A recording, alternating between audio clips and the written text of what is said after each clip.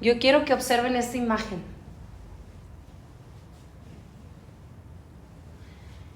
Esta imagen. Recuerdo que cuando nosotros tuvimos esta clase, la persona que estaba compartiendo el mensaje dice: ¿cómo hubiese querido que el escenario en donde estuviésemos compartiendo este mensaje fuera un cementerio? Para que llegara con ese impacto con el que nos debe de impactar.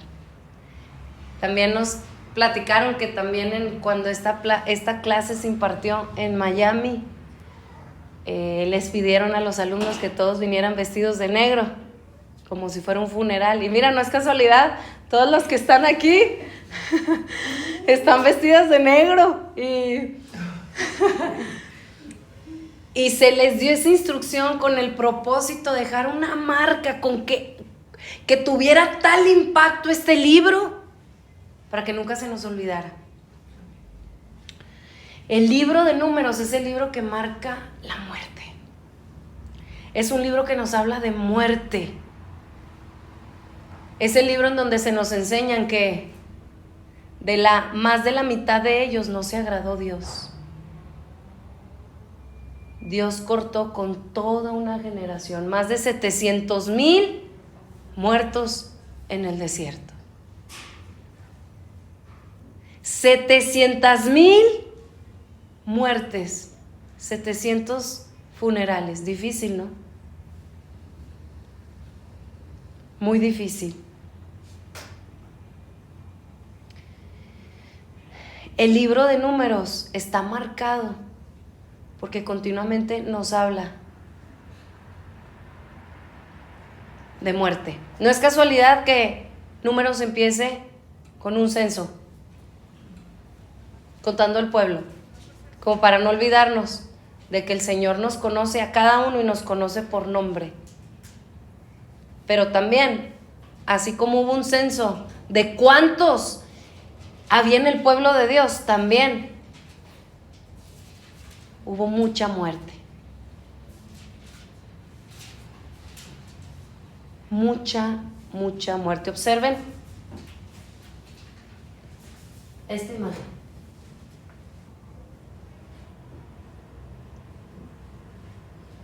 Y alguien que ha atravesado por muerte, alguien que ha visto a un ser querido, a un ser amado morir, partir, sabe lo que conlleva. Si tratáramos de contar, aquí en Números vemos en cierta forma la promesa en donde Dios le había dicho a Abraham: multiplicaré tu descendencia como la arena del mar. Pero también aquí vemos el libro de Números, algo que nunca se nos debe de olvidar. Dios es el dueño de la vida y Dios es el dueño de la muerte.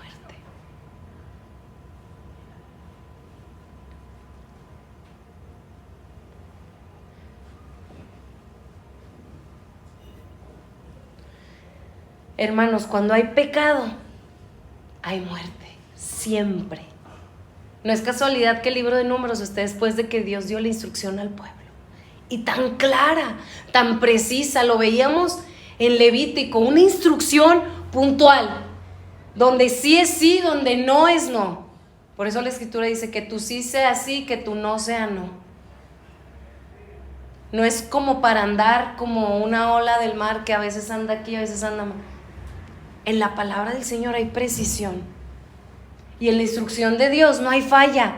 Es exacta, es directa. Pero después encontramos, después de Levítico, de su instrucción, el libro de Números, las consecuencias de desobedecer la voluntad de Dios. Muerte. Cuando hay pecado, hay muerte siempre. Y eso es lo que nos habla este libro. El pecado conlleva a la muerte. La consecuencia del pecado es muerte. Es el pueblo de Dios que pecó. No estamos hablando del mundo, estamos hablando del pueblo de Dios. El pueblo de Dios pecó. Y a causa de eso, más de 700,000 personas murieron. Consideremos por un momento. Miremos esto, hermanos. Y yo confío en el Señor que esta imagen no se nos olvide, que cada que nosotros vayamos a Números podamos entender de lo que nos habla el tema principal, de las consecuencias de la desobediencia.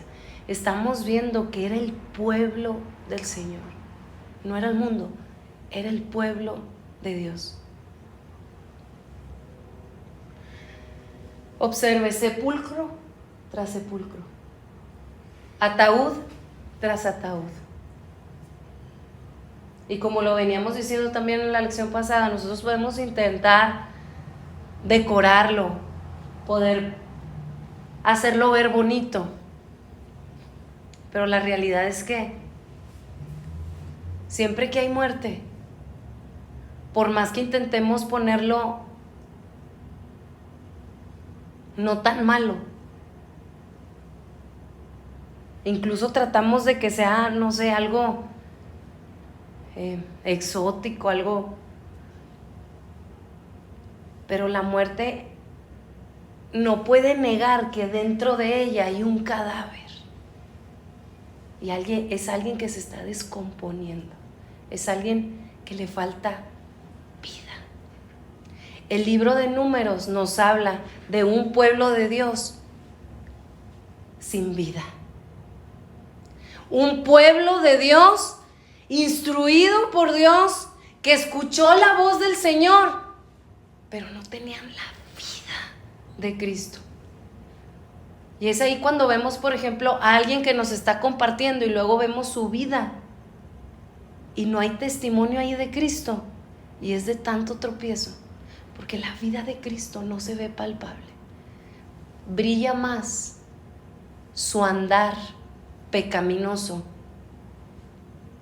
que la vida de Cristo en esa persona, y es bien triste porque estamos hablando del pueblo y pretendemos y creemos que el Señor no va a hacer justicia porque somos pueblo de Dios y porque en cierta forma hemos sido sacados de Egipto. Es un error. El Señor es justo, y este libro nos habla de que es un libro que nos habla a cada uno de nosotros, porque necesitamos ser recordados que siempre el pecado conlleva muerte, aún siendo pueblo. La muerte trae, y más aquellos que han experimentado esto muy de cerca, la muerte trae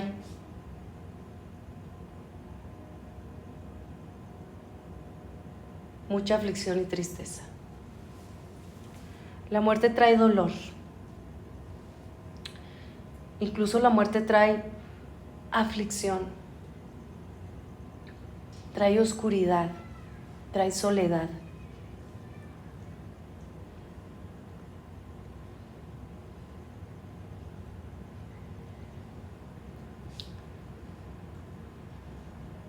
$700,000 personas postradas en el desierto.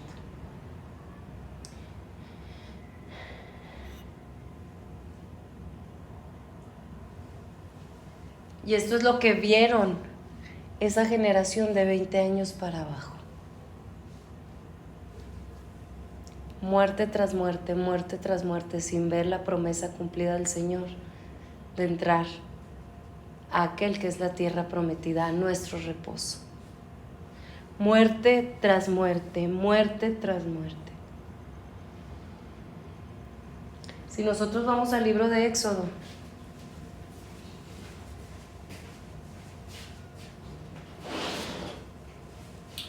el libro de Éxodo, el primer año, y después vemos en Números capítulo 1, verso 1, habló Jehová a Moisés en el desierto.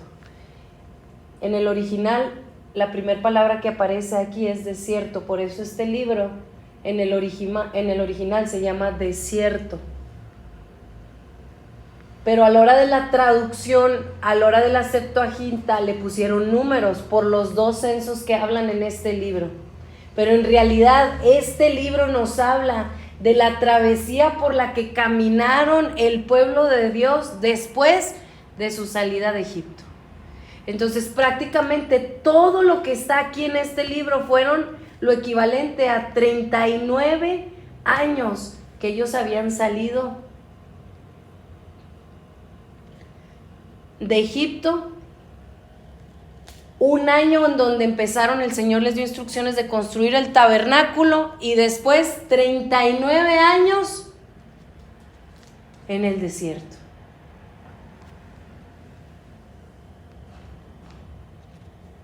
Entonces, Números, su significado, la esencia, lo que nos habla gran parte de este libro es, tal como lo vemos, la travesía, el caminar del pueblo de Dios en el desierto. Cuando Dios está tratando con nuestra vida, cuando no solamente el Señor nos dio instrucción, sino Él está pendiente de qué es lo que estamos haciendo en nuestro andar. En el original, como les digo, este libro se llama Desierto o En el Desierto, porque nos relata la travesía, la historia del pueblo de Dios después de que fue sacado de Egipto. Ahora quiero que por favor me acompañen a Números capítulo. Si se fijan ahí dice: habló Jehová a Moisés en el desierto, en el Sinaí. Números 1, capítulo 1. En el día primero del mes segundo, en el segundo año de su salida de la tierra de Egipto, diciendo: ya habían pasado 2 años, el Señor les había dado ya instrucción, estaban reconstruyendo el tabernáculo, más bien estaban construyendo el tabernáculo, termina Éxodo, y aquí empezamos en el segundo año con el relato de qué pasó con el pueblo de Dios en el desierto. Entonces prácticamente es la redacción de los 39 años, 38 años que ellos estuvieron en esa travesía, en ese peregrinar antes de entrar a la tierra prometida. Si usted va a Números capítulo 19,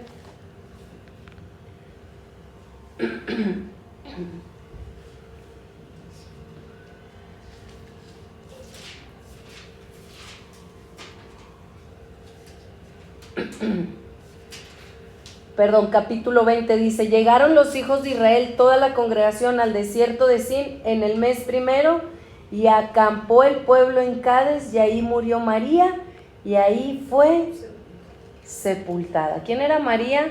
En el original es Miriam, la hermana de Moisés. Encontramos nuevamente muerte, pero en otras palabras también encontramos un contraste con esa primera generación y esa segunda generación cuando ya están entrando. Y aquí vemos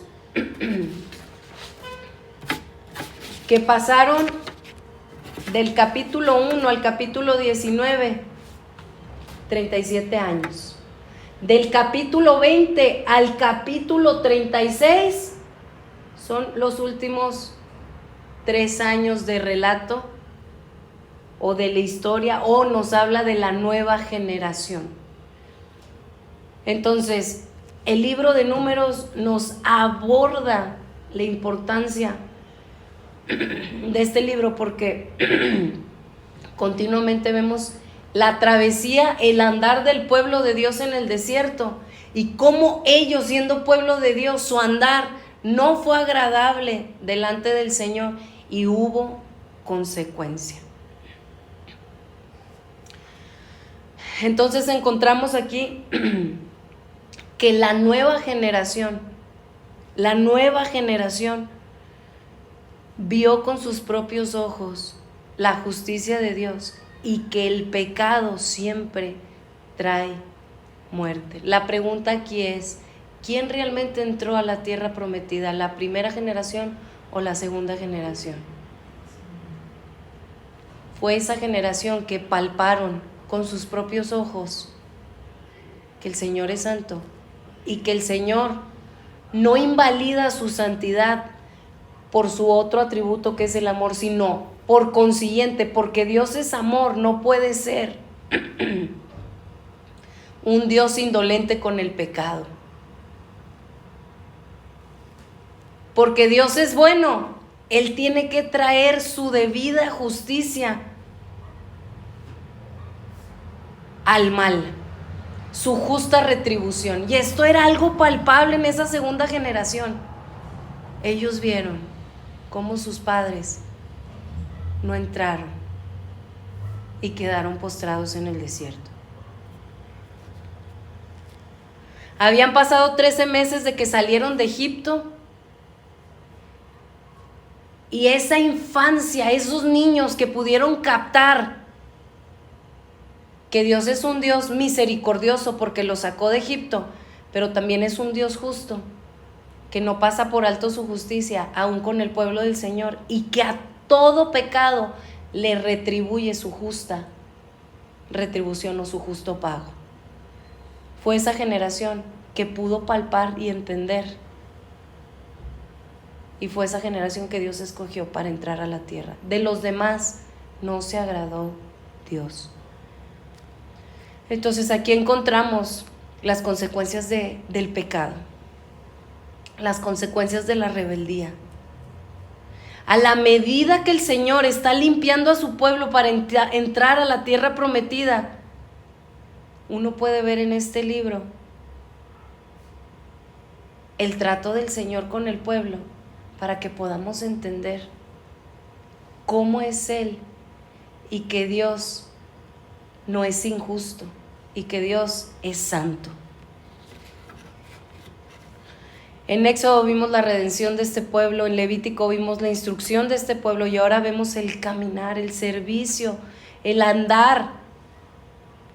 Vemos qué tanta devoción tenía el pueblo del Señor, y nuestro andar, cómo nosotros andamos, cómo es nuestro andar en el Señor, porque ciertamente este libro no es nada más como historia, es para llevarlo a aplicar en nuestra vida. Primera de Corintios capítulo 10, verso 7.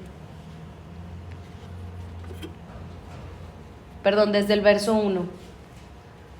Vean cómo a Corinto, a una iglesia en el Señor, a alguien que ya era pueblo de Dios, pero su andar era torcido. Vean cómo Pablo les habla, pero más que Pablo, el Espíritu de Cristo en Pablo les dice: no quiero, hermanos, que ignoréis que nuestros padres todos estuvieron bajo la nube y todos pasaron el mar, claro, el mar rojo. Y todos en Moisés fueron bautizados en la nube y en el mar, claro. Así como Juan el Bautista fue un instrumento para bautizarlos, aquí ellos también fueron bautizados en cierta forma. Palparon la presencia de Dios, el Espíritu de Dios estaba ahí. Y dice, y todos comieron el mismo alimento espiritual. Pero miren el verso 4. Y todos bebieron la misma bebida espiritual, porque bebían de la roca espiritual que los seguía. ¿Y quién es esa roca? Cristo. Y la roca era Cristo. Verso 5. Pero de los más de ellos no se agradó Dios, por lo cual quedaron postrados. El libro de Números nos habla de las consecuencias. Y así como Corinto es el mismo espíritu que le habló a Corinto, es el mismo espíritu que nos habla hoy. Tú has experimentado la redención del Señor, tú sabes que el Señor te ha perdonado, tú sabes que el Señor te ha liberado, pero recuerda, tú has bebido de esa roca espiritual que es Cristo. Tú has visto la presencia delante tuyo, esa nube. Tú lo has palpado. Pero recuerda, no quiero que ignores, hermano. Ivonne, no ignores. Todo ese pueblo bebió de la misma bebida espiritual que es Cristo. No lo ignores. No ignores esta exhortación. Este libro es un libro de advertencia y no ignores esta advertencia. No ignores la corrección que el Señor te está dando. No ignores esta advertencia. De los más de ellos no se agradó Dios, por lo cual quedaron muertos, postrados en el desierto. Y el verso 6. para reafirmar, de 1 Corintios 10. Mas estas cosas sucedieron como ejemplo para nosotros. Para nosotros. No, pues sí, el libro de Números. No, qué bárbaro, el pueblo de Israel. No. Esto es un llamado a reflexionar y es escuchar la advertencia en amor del Señor. Es un no ignores. Porque así como le aconteció al mismo pueblo de Israel, nos puede acontecer a nosotros que terminamos no bien nuestra carrera con el Señor, sino terminamos postrados en el desierto.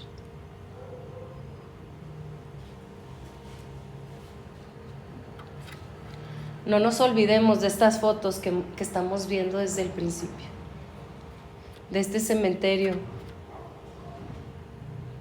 de este funeral, de la tristeza que conlleva.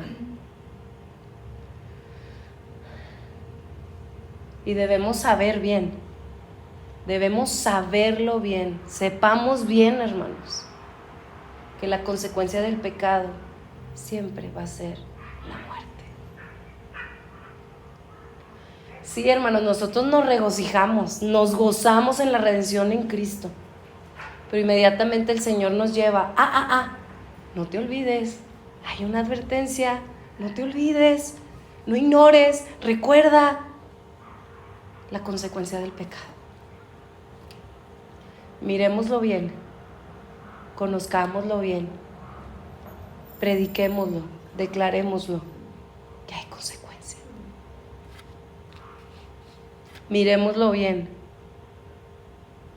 conozcámoslo bien, sepámoslo bien, porque después el Señor no nos va a decir, no es que no sabías, recuérdalo, porque es una advertencia.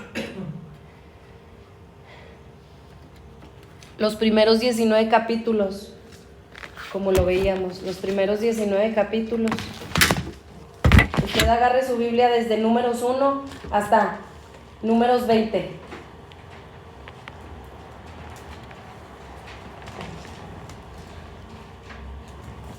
Y nosotros lo podemos ver ahorita así en hojas.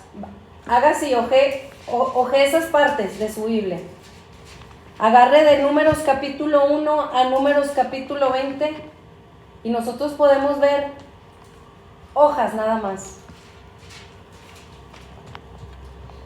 Esos primeros 19 capítulos nos hablan de esa generación que no entra. Nos habla de la generación antigua. Nos habla de esa generación que escuchó la instrucción de Dios, pero no obedeció. Y nosotros lo vemos como hojas, pero realmente fueron personas que sentían, personas como usted, como yo, de carne, que somos sensibles al dolor. $700,000 personas. Véalo bien, porque nosotros con ligereza podemos ir dar vuelta.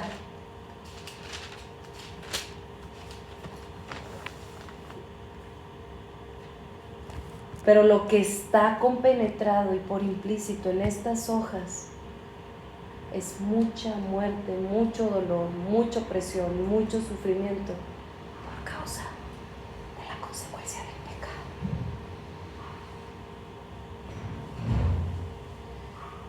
El contraste, la antigua generación, la nueva generación. Podemos bosquejarlo así. Póngalo ahí en su Biblia, para que no se le olvide. Números, en el desierto es en el original. El sabor del libro es fuerte. Y si quiere un bosquejo así rápido, Números capítulo 19, del capítulo 1 al capítulo 19, la antigua generación, y del 20 al 36, la nueva generación.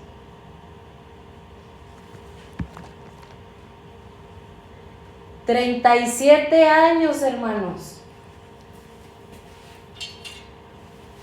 Quiero que vean este mapa. 37 años. Si usted ve, bueno, ya vimos que son prácticamente 49 años de la historia del pueblo. Pero la mayor parte, bueno, nos aborda de la antigua generación y los últimos capítulos ya nos abordan de la nueva generación. Pero 37 años. Que no se nos dice nada porque estuvieron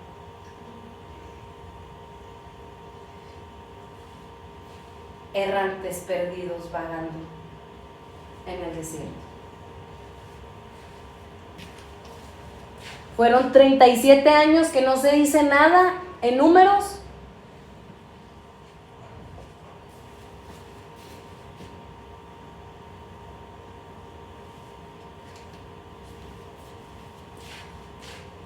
Que estuvieron vagando en el desierto.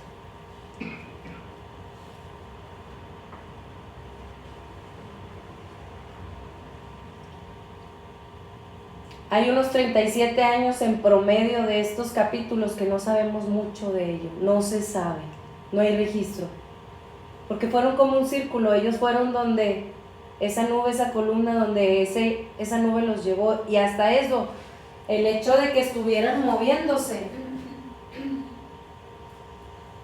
que el Señor fuera adelante y los estuviera de alguna forma llevando así, fue un acto de misericordia. ¿Saben por qué? Porque entre tanta muerte y tanta podredumbre, si no los hubiera estado teniendo en movimiento, todos hubieran perecido. Todos. ¿Qué estuvo haciendo Israel en ese tiempo? Dando círculos. No hay récord que dice a dónde fueron, no hay registro. Se fueron como un círculo, ellos fueron a donde esa nube los llevaba. El Señor los llevó continuamente moviéndolos. El Señor por soberanía no nos habla de esos años, porque las consecuencias del pecado y la importancia es que es tiempo perdido.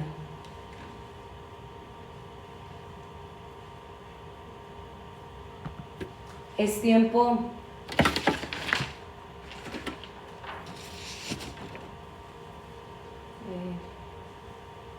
vano. Siempre que estemos en pecado va a ser tiempo infructuoso. MacArthur en el handbook de la Biblia que él escribió dice: la tragedia de haber perdido 37 años errantes es enfatizada por ser enteramente ignorada. Si al día de hoy no se sabe el por qué, es porque es fatuo, es vano, y es porque estuvieron errantes.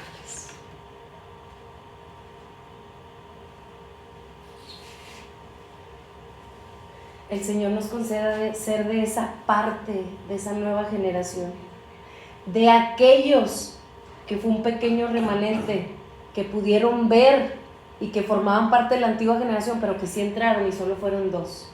¿Alguien lo recuerda? Josué y Caleb, que eran de un espíritu diferente, que tuvieron una diferente manera de acercarse al Señor, un caminar diferente con el Señor.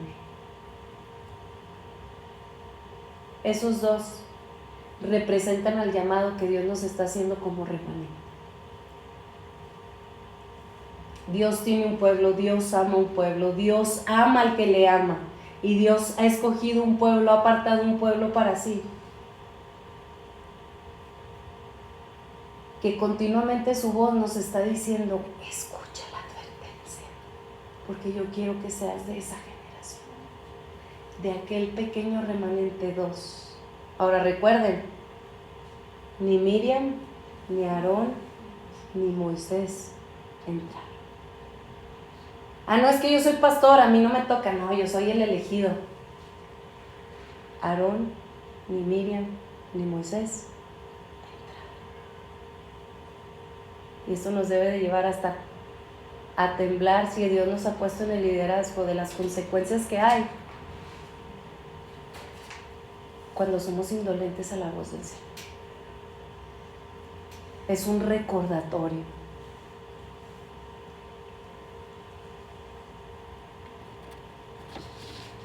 es un continuo en un rogar del Señor de no ignores, Ivonne, no ignores las consecuencias del pecado.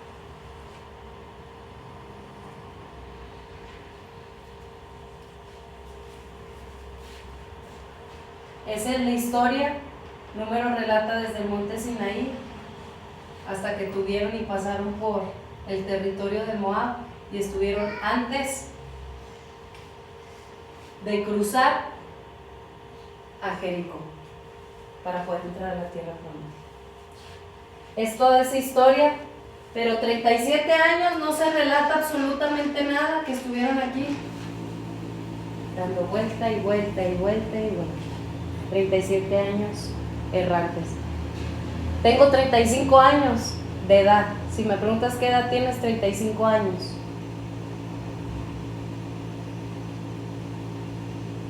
No sé qué edad usted tiene, pero imagínese cuántos son 37 años. 37 años perdidos. Y uno piensa y dice, no, pues es tantito. Ay, qué tanto es tantito participar del pecado.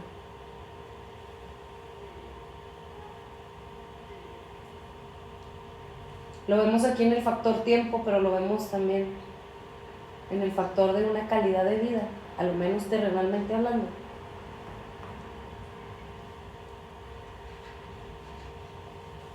Muerte, aflicción, opresión, esclavitud, aún cuando veían a la nube delante de ellos. Y usted sí leyó Números, quejas, la rebelión de Coré, hasta la tierra se abrió en dos. Pero se supone que ya estaban viendo a Cristo. Se supone que vieron la mano del Señor sacándolos. Se supone que ya están en Cristo. Y es un pueblo que no sale de sus mismos hábitos, sus mismos problemas. Es un pueblo con sus mismos vicios, con su mismo andar, con su mismo estilo de vida que el de antes de con el Señor. Y es un círculo, patrón tras patrón, patrón tras patrón, esclavo, esclavo, aún diciendo que están en Cristo. Qué triste es eso. Eso es lo más triste. Y ahí sí, mejor les hubiera sido que jamás hubieran salido. Porque hay mayor condenación cuando se pisotea la sangre de Cristo. El Señor nos ayude. Y el Señor nos dio oído para escuchar la advertencia, porque es una advertencia para nosotros. Esas cosas sucedieron para nosotros. Y vayamos a llevarlo más a lo personal. Esas cosas sucedieron como ejemplo para mí. Aquí ya no es ni señalar a otros, es el Señor rogándonos.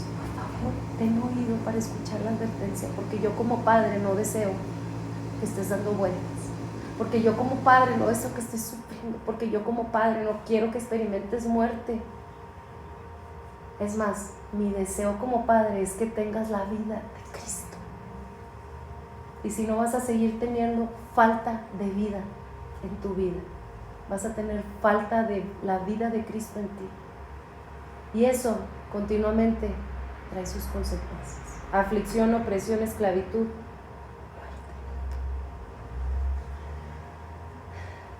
Hermanos, la podemos oír.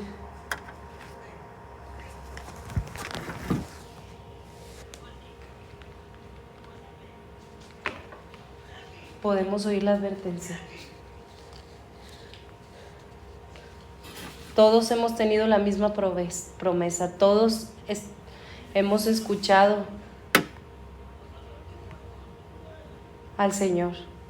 Todos tuvieron la misma bendición, todos tuvimos la misma promesa, Él mismo, la misma bendición, Cristo mismo.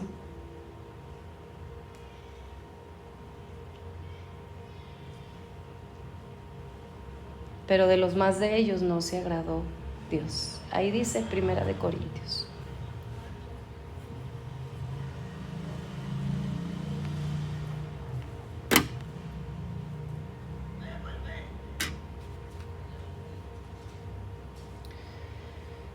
Y si podemos, no sé, ver también el tono de este libro, es como hacer una pausa. Es como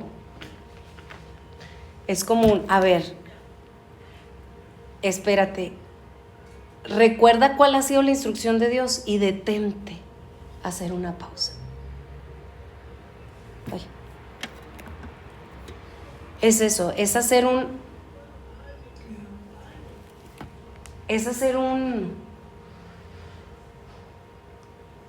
es como cuando la escritura dice cela, de detente a considerar lo que se está hablando. Porque lo podemos decir así, pero a la hora de experimentarlo es muy duro. Es una advertencia, es un llamado a considerar, es un llamado a detenernos, a reflexionar y a meditar. Es un espera y considera ahora mismo y toma tiempo contemplando el resultado del pecado. Toma tiempo. Pecado en la iglesia, sí. Corintios lo encontramos. Era una iglesia carnal.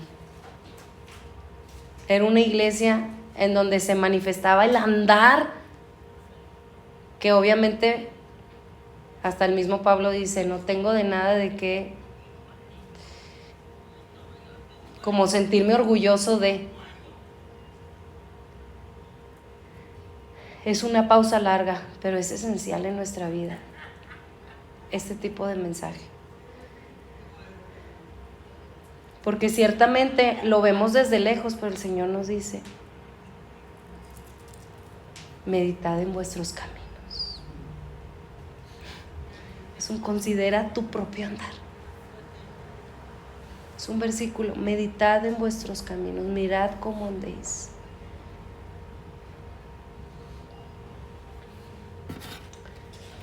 La pregunta aquí es, ¿a quién realmente ellos estaban adorando? Porque si bien el libro de Levítico es un llamado a adorar al Señor, es un estilo de vida de adoración a Dios.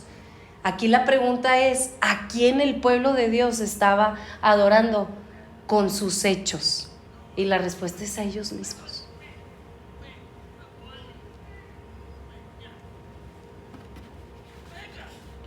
Por tendencia nuestra carne tiende a ser idólatra. Y según está escrito, se levantó el pueblo a comer, a beber, y se levantó a jugar. Ay, no, pues. Y aunque no lo decimos, no, el Señor tarda mucho en venir. ¿Qué es lo que dice nuestro andar? Porque muchas de las veces no lo decimos. Ay, no, ¿qué va a decir el hermano? Porque sí, nuestro vocabulario tiene que ser, uy. Pero nuestro andar, nuestros pies, ¿qué dicen?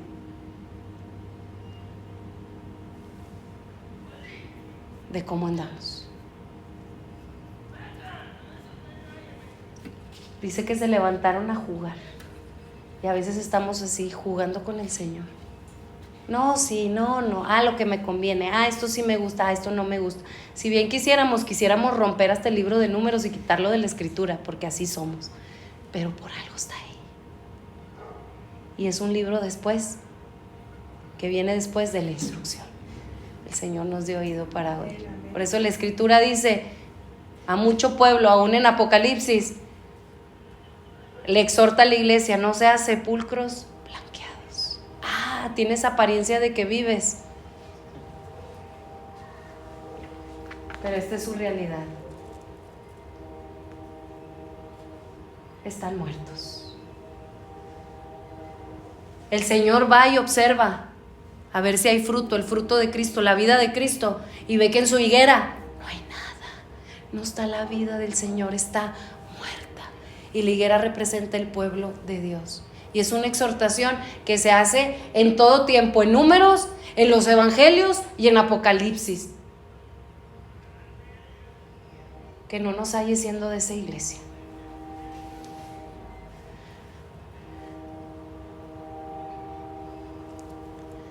Ese es el mal de los fariseos. No, los fariseos del tiempo de Jesús. Los fariseos del día de hoy, que te hablan con mucha Biblia, pero la vida de Cristo no se ve. Señor, yo quiero tu vida, Señor.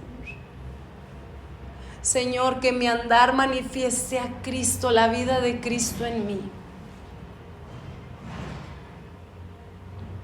Señor, yo quiero una realidad de tu vida en mí. Si hablamos de muerte, obviamente lo estamos diciendo en sentido espiritual. Muerte es la falta de vida, y si Cristo es la vida, es la falta de Cristo, de la vida de Cristo, de una forma real, en una vida práctica en nosotros.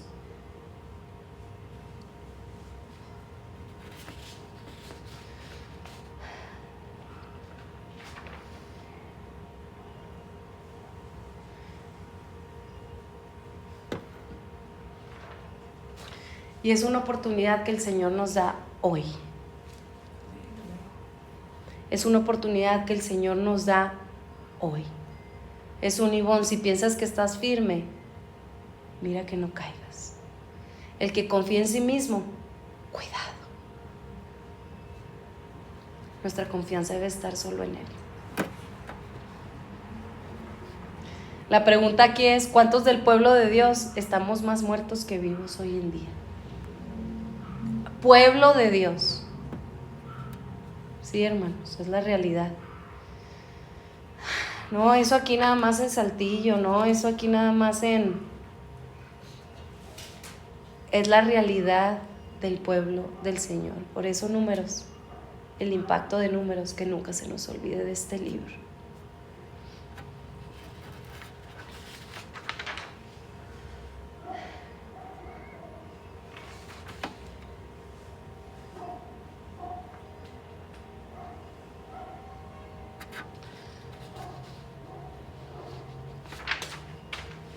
El contraste en todo el libro, la primera generación, la generación antigua, la segunda generación, la nueva antigua.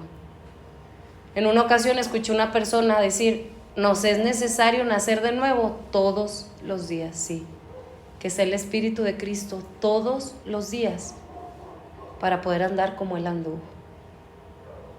El contraste, la primera generación, la generación nacida de Egipto, la segunda generación, una generación nacida en el desierto. ¿Qué estoy diciendo con esto? La segunda generación, la generación que realmente entró, fue la generación que estuvo dispuesta a morir a sí mismo. ¿Qué estoy diciendo con esto? Que la primera generación cruzó el Mar Rojo, pero la segunda generación tuvo que cruzar el Jordán. ¿Y recuerdan qué pasó en el Jordán? Ahí no había un faraón. No, ahí no había un faraón. ¿Qué fue lo que sucedió en el Jordán? El Señor le dijo, trae unas 12 piedras que representan a las 12 tribus de Israel y ponlas. Y después las aguas del río Jordán fueron cerradas. ¿Quién fue quien murió ahí? ¿Egipto? No. Morimos a nosotros mismos y a nuestra propia carnalidad, el pueblo sepultado. ¿Sí me entienden? ¿En qué sentido? En el sentido espiritual de decir, ya no vivo yo, ya no vivo para mí mismo. Mi tendencia en la carne es ser idólatra, es adorarme a mí mismo, es vivir para mí. Pero ya no va a ser así, porque el Señor me rescató y ahora vivo para Él, y no es para vivir mi propia vida, es para vivir la vida de Cristo. Por eso ya no vivo para agradarme a mí mismo, vivo para agradar al Señor. ¿Quién tiene que ser sepultado? Nuestra carne, nuestro viejo hombre. Por eso el contraste, sí, la primera generación cruzó el Mar Rojo, fue pura obra del Señor, pero aquí la segunda generación, que fue la que sí entró a la promesa de Dios, fue una generación que entendió, yo tengo que ser sepultada para ya no vivir yo para mí mismo, sino tiene que vivir Cristo en mí. Dicho de otra forma, Pablo, mas ya no vivo yo, sino Cristo vive en mí.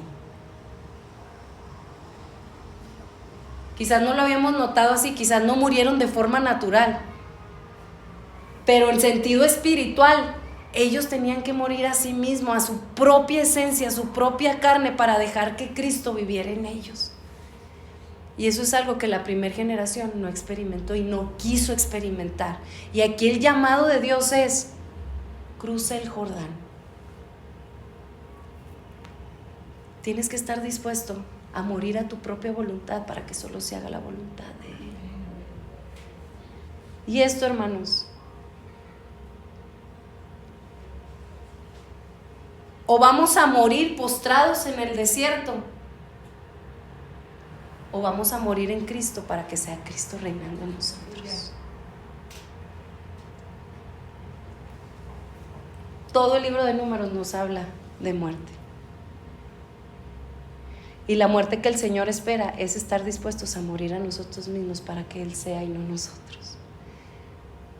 Por eso este mensaje dentro de la congregación en donde solo se predica prosperidad y que te desean un bien,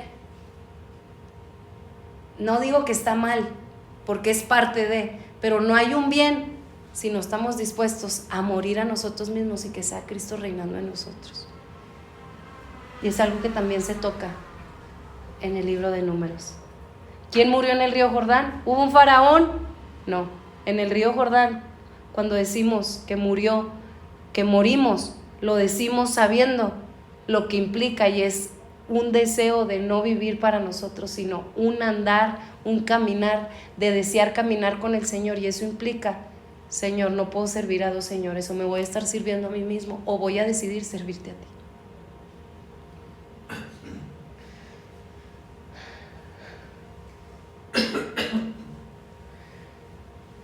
Saliendo de Egipto el mundo muere, pero entrando a la tierra prometida, no hay tierra prometida si esta carne no muere.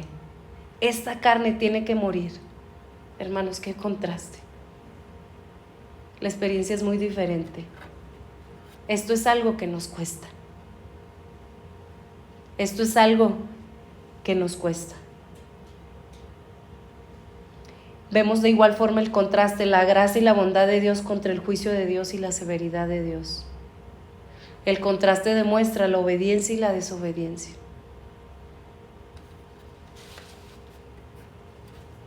¿Quién sepultó a Moisés? La gracia de Dios. Hermanos, por gracia el Señor nos llama a morir a nosotros mismos para que Él viva.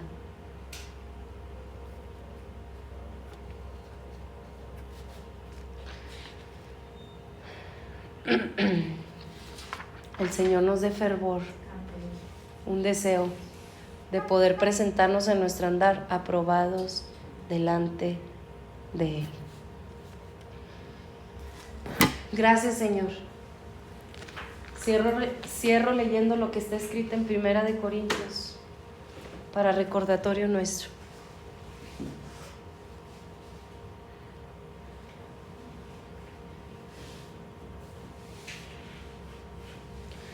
Porque no quiero, hermanos, que ignoremos que nuestros padres, y lo voy a leer para nosotros, todos estuvieron bajo la nube y todos pasaron el mar Rojo.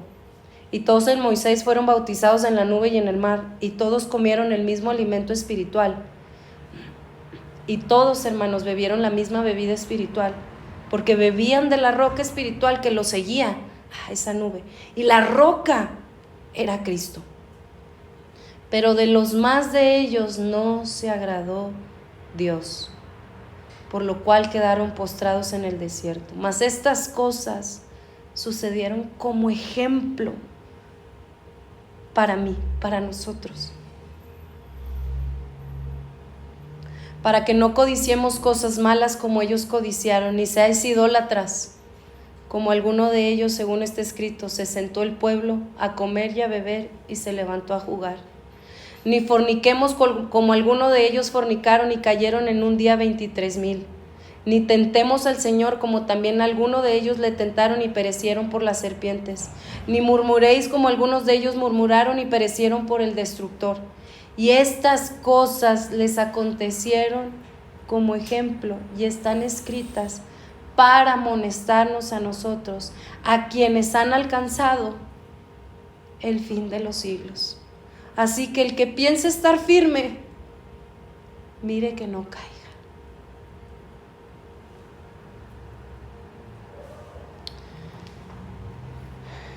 Padre, gracias, Señor. Danos oído para nunca olvidar tu advertencia, tu amonestación, Señor. Danos, Señor, entendimiento para nunca olvidarnos de lo que está escrito en Números, Señor.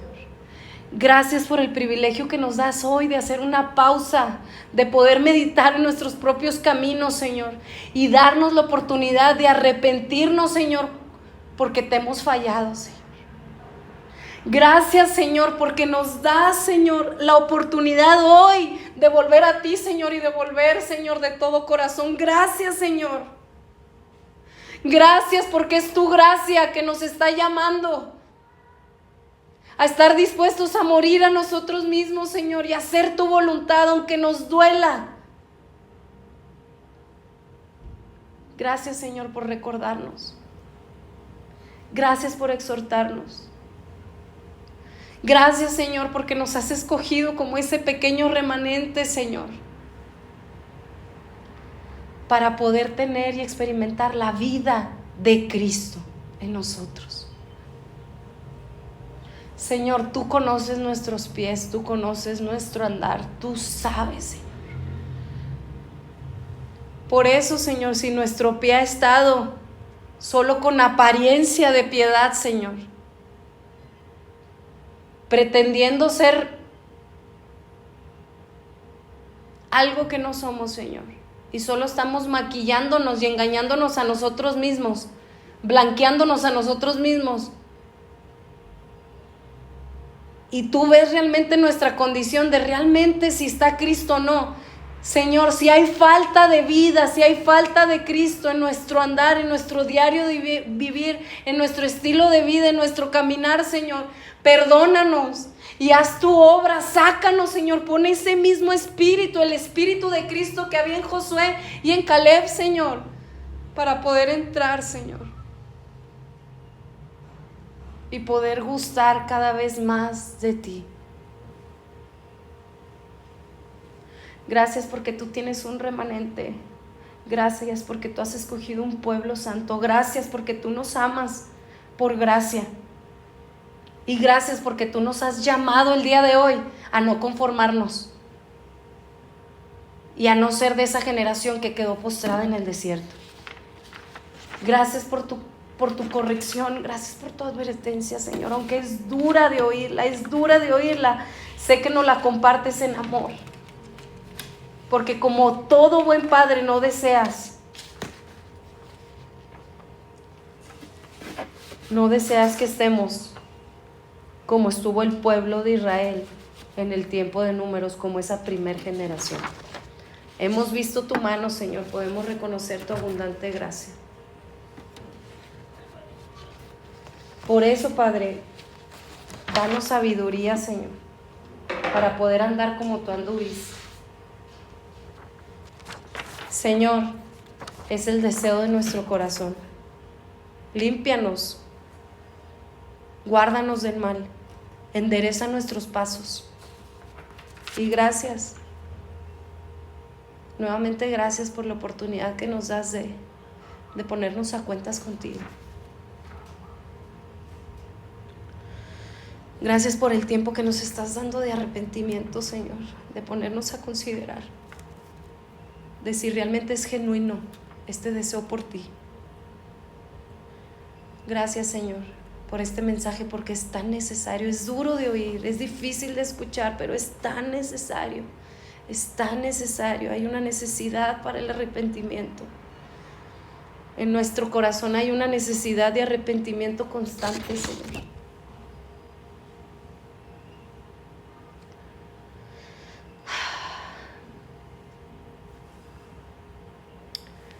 Tú eres verdad y todo hombre mentiroso, solo tú, Señor, solo tú sabes. Este mensaje es para mí, para todas esas áreas en donde hay escasez de vida, donde hay escasez de Cristo. Señor, hoy abro mi corazón para poder recibir tu mensaje, tu palabra. Sé que este mensaje es para mí, te necesito, Señor. Y sí, Señor, hoy escucho esta advertencia, Señor. Amén.